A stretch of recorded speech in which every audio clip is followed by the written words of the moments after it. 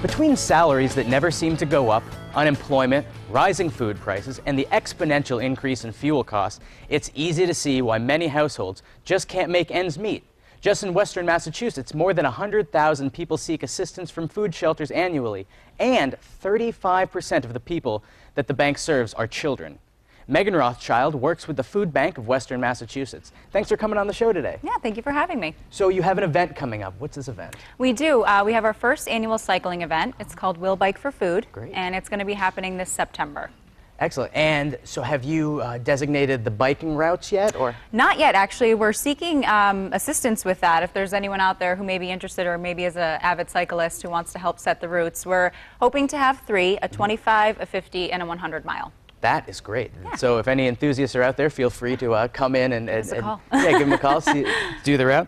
And so what else is going to be at the event itself? Well, the really great thing is we're trying to make it a family event as well. So obviously the ride happens in the morning, and then after the event, it's going to be a little bit of a party. So we have a live performance by the Alchemistics, which is a local band that I think they're all mostly from Northampton. They're a fantastic band.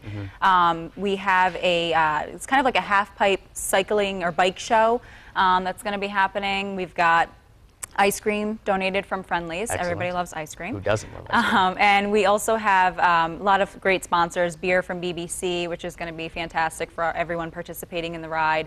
We're going to have it catered. So it's really going to be kind of a all-encompassing event of fun. Great. Well, good luck to anyone who does the 50-mile bike ride and then drinks beer and eats ice cream. Yeah, I know. It's kind of counterproductive. A lot of people have been asking us, so I'm going to do this big ride and then I'm going to go have some beers and ice cream. Yeah. Hey, you know what? If your stomach can You take need a treat, it. right? Yeah, exactly. More power to you. So what do you think an event like this means for the community, to have an event to raise awareness in biking?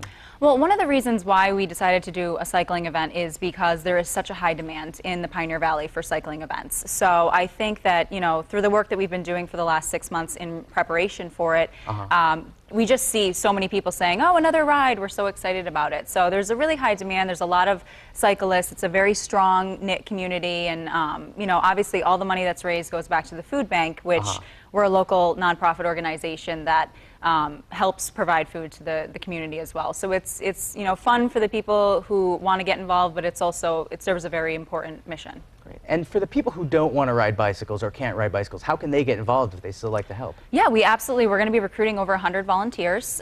So we have all sorts of, rest stops that need staffing, and we need help setting up and breaking down with the event.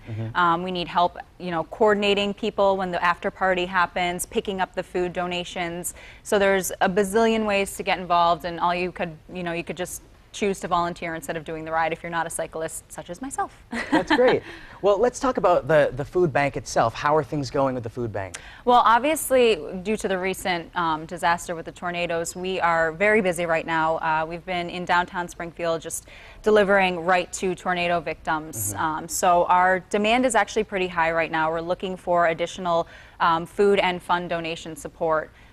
Just because of everything that's been going on, people are really in need of food assistance right now. So we're busy, very busy. I would think so. And what kinds of foods are you looking for primarily? Anything in particular? High energy foods, non-perishable items. We ask that if people want to donate, you don't just donate, say spaghetti, you donate spaghetti and sauce. You donate peanut butter and jelly. So it's really about making a meal and high energy, nutritious foods that won't go bad. So not fresh produce or anything like that, canned items. And So like a peanut butter or a tuna fish would be good because it's high in protein. Exactly, yeah. Tuna fish, canned meat, anything like that, definitely high in protein, and it's very nutritious. So looking for any type of donation like that. Great. Now, I was reading some of your statistics, and this word always comes up, food insecure. How is that? Is that hunger? How would you describe food insecure? Well, the basic definition of food insecurity is someone who doesn't know where their next meal is coming from, and therefore they don't have the ability to pick and choose. They don't have control over what they're eating. So we have about 108,000 people in Western Massachusetts that are facing food insecurity that we serve at the food bank. And like you said in the opening, 35% are children, 8% are elders. And unfortunately, we've actually seen this need increase since 2006 by 22%. So we've seen the need continually go up, unfortunately. That is disappointing. Well, if there are other ways to help, do you have events coming up in addition to the bike? We always have events. We're always busy at the food bank. You can volunteer with us. You can sort salvage. You can help with an event. We've got Check Out Hunger that happens in the fall. We've got Fork It Over for Food, which are two great campaigns, and we're always looking for volunteers and help. So definitely go to our website, and anyone who wants to volunteer can do so. That's great. And so again, the event coming up in September, We'll Walk for Food? We'll Bike for Food. We'll Bike for Food, yep, yeah. In East Hampton at Millside Park. Excellent. Well, hey, we want to thank you so much for being on the show, and thank you for everything that you're doing for the community. Yeah, thank you for having me. Great, thanks. And for more information about how to get involved with Will Bike for Food, you can go to that website.